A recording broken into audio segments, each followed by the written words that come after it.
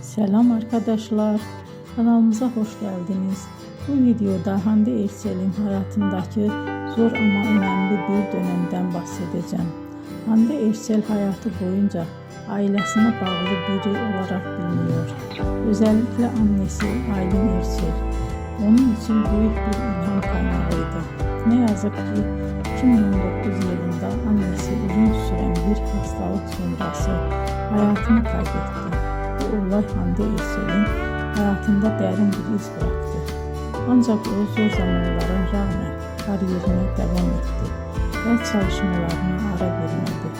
Aynı yıllarda oyuncu olarak yeni projelerde yer aldı ve izleyicilere güçlü karakterler sunmaya devam etti.